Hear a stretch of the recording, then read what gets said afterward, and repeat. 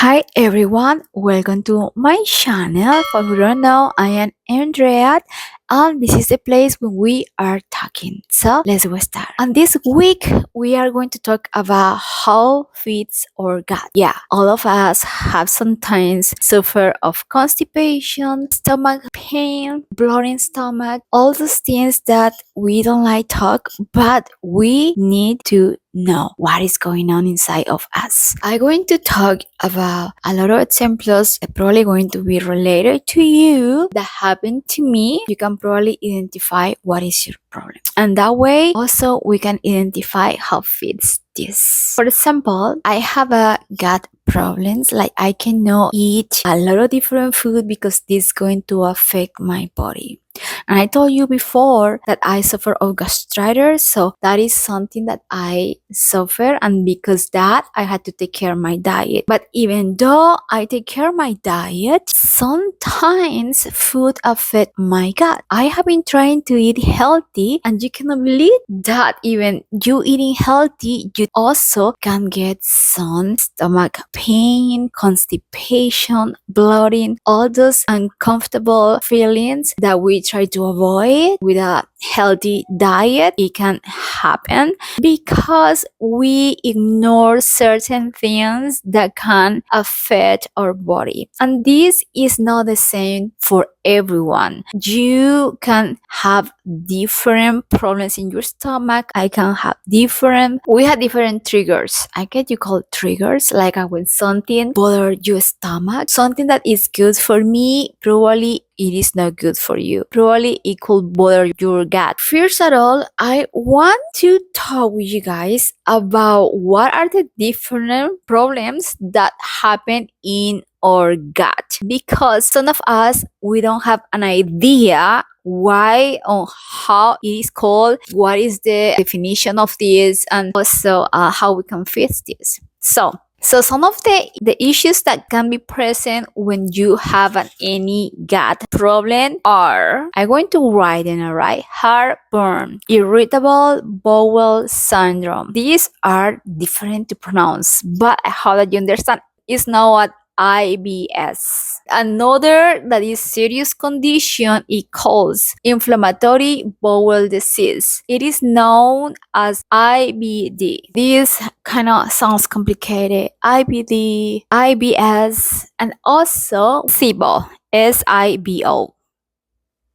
You wonder, what does that mean? How we know if I suffer of this? So I'm going to explain you each one and know, and you can identify the symptoms and know if you suffer of this. The IBS, that is the irritable bowel syndrome. This causes pain, bloating, and change in bowels habits. You are going to have diarrhea, constipation, or both. The other one is known as gastrophageal. Holy shit. Gastroesophageal. All right, gastroesophageal reflux disease. All right, this is known as GERD. This is getting complicated. This kind of disease is known as stomach acid floats. So you suffer of acids in your stomach. Stomach acid floats, it's coming back from your stomach to the esophagus, causing heartburn. And potentially it's going to damage your esophagus. So this is when we eat food that irritate our gut. For example, fried food or processed food, also sodas, snacks like saturated fat. All those things cause this reflux, and in long terms it's going to cause disease in your stomach or your gut.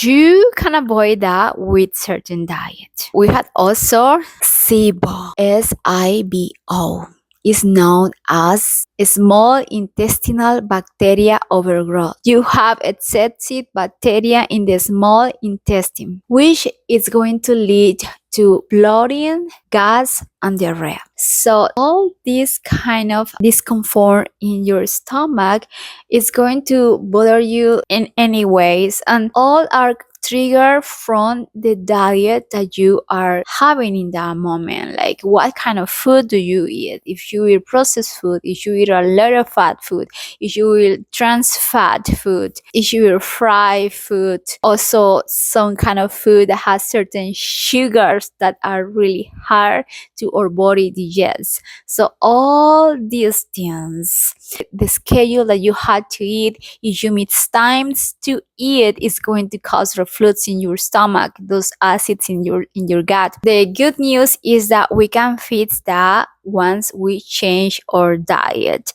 But first, we had to be sure what kind of problem we have, depend of the symptoms that we present, that we had, and also the diet that we are having to. With other that is called IBD, and this one, it means inflammatory bowel disease. This involves chronic inflammation in the digestive tract, what can affect the colon and the rectum, and it's going to be that really serious problems in your gut. So we have really be careful and pay attention of how our body told us, because always the body show us with different symptoms if something is not working properly inside. So we have just really pay attention of these symptoms. Some of the symptoms that you have to pay attention is if you have abdominal pain or cramping, bloating, constipation, diarrhea, heartburn, nauseous and vomiting, gas and flatulence, rectal bleeding,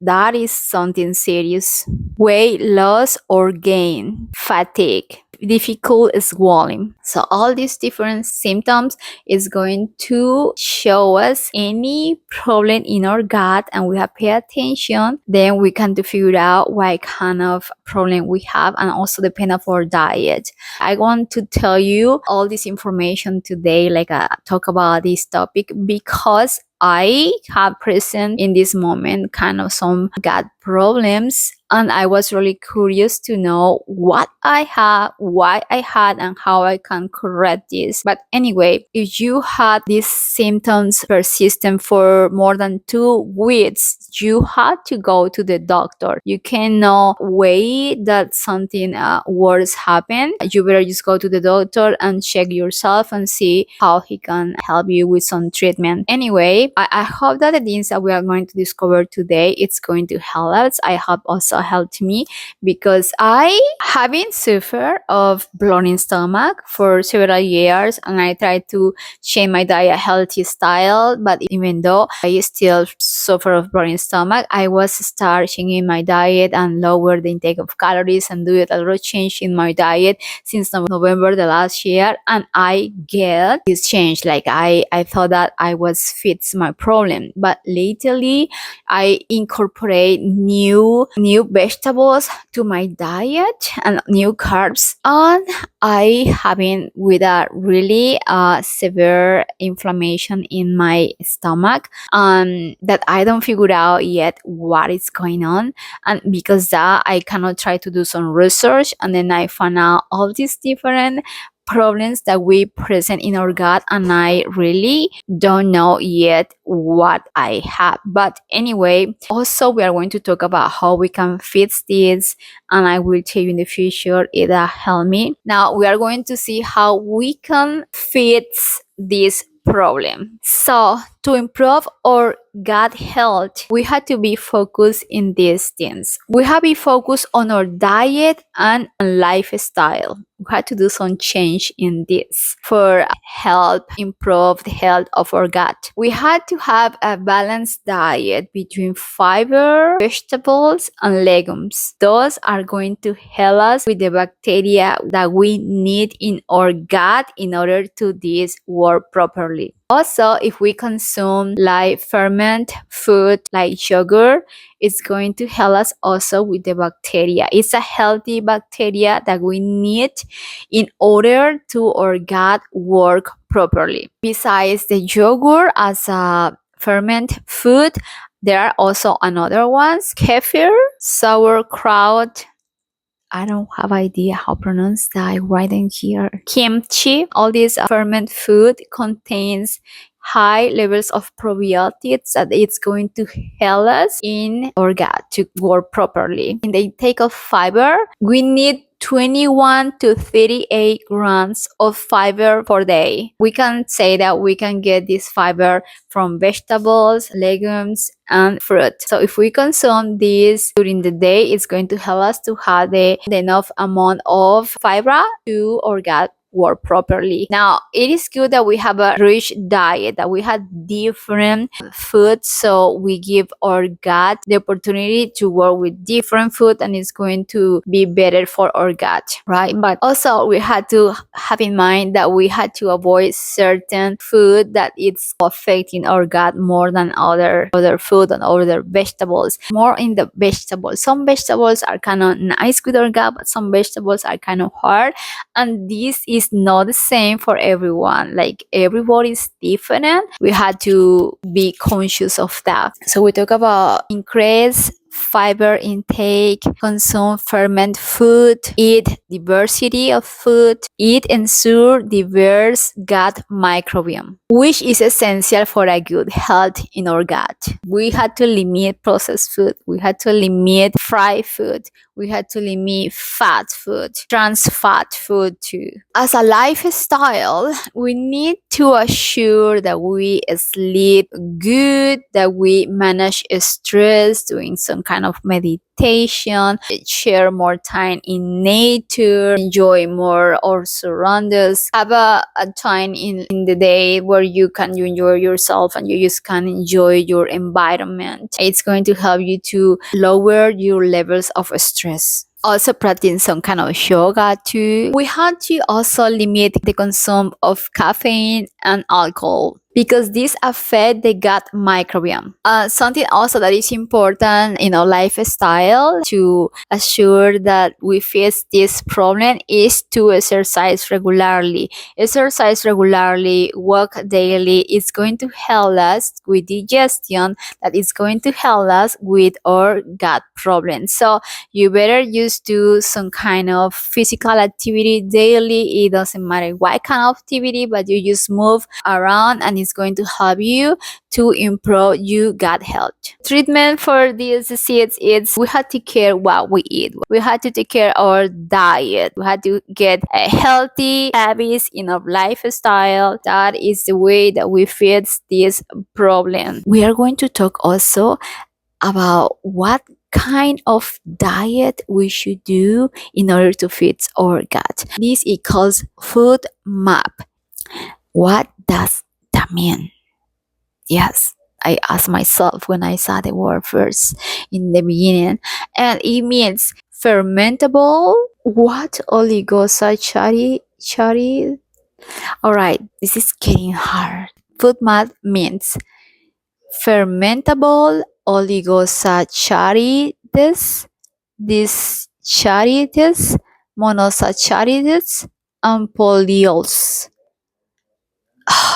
All right. It's a diet approach that it was designed to help manage symptoms of irritable bowel syndrome or other digestive problems, which are types of sugar and fiber that is found on different food. And that is the reason why sometimes some food irritate our gut, like it really bother our gut. Like I tell you, some people is more vulnerable to some kind of food than others. This is a group of short chain carbohydrates that affect our gut and are poorly absorbed in the small intestine. They are fermented by bacteria that can lead to gas, to bloating stomach, to constipation, to all those bad symptoms that we sometimes get after eat certain food. So how food map works? I mean, the first that we had to do is eliminate all all the food that we think is trigger or problems from our diet for a certain time. Like for example, if you think that onions, garlic, mushrooms are affecting your diet, then restrict your diet from those kind of food, and for a certain time, can be 2 weeks, and then back this again to your diet. It can be use the onion or use the garlic and see how your body react, for example. The more obvious it's going to happen is that you are going to don't have any problem, any symptoms as bloating, constipation for those days. But once you combat again to eat this food, you are going to start feeling the symptoms, and it's when you are going to find out, yes, those were that were trigger your problem. So you had to consume those in small proportions. That means that once a week. Don't consume them all together or avoid them forever. It's all on you what you decide to do, but definitely you had to consume them less so you feel better with your gut. And I'm going to tell you, in FODMAP diet, some vegetables are restricted, some fruit are restricted, some legumes are restricted. Like, you have to really know what is trigger your problem. Like I told you, for example, with the mushrooms definitely it caused me a lot of bloating stomach, so bad. I'm going to tell you what food should be restricted in a low FODMAP diet. As fruit, you should restrict apple, pears, mangoes, watermelon, cherries. As vegetables, onion, garlic, broccoli, cauliflower, mushrooms. I tell you, mushrooms, it's so bad for me. As dairy, milk, yogurt, ice cream, unless you can consume these if are lactose free. In grains, you had to avoid wheat, rye, and barley in large amounts. In legumes, you had to avoid beans, lentils, and chickpeas. As sweeteners, you had to avoid honey, high fructose, and corn syrup. These kind of trigger symptoms of bloating and constipation in certain people. Like I told you, not all of us have the same problem. Some people can consume this and there is like nothing, like they are normal, okay, and it depends how our body react to certain different food. The benefits of this diet is that it's going to reduce the symptoms, it's going to almost avoid bloating stomach, it's going to help you with your gut, because you are helping your gut with restore the healthy bacteria, and also you are not causing any trouble to the gut to work properly. So it's going to help you in so many ways, and you're gonna feel like relief. And this is going to help you also to you identify what is the trigger food, like what food is trigger in your gut all those bad symptoms, and it's going to be easy for you to have a healthy diet. But like I told you, if your problem persists more than 2 weeks, you had to call your doctor because it is not normal. You need medical assistance. I hope, guys, that this video this week helped you in some way, and it helped me a lot. I'm really grateful that I was research about this. I hope that it helped you, and if you need do more research, go to YouTube, Google, and look more deep this topic, because it's important. It's going to help you to definitely finish that bloating and those bad feelings in your gut, and you are going to feel healthier and have a better lifestyle. Guys, don't forget subscribe, and see you the next week with another topic to talk.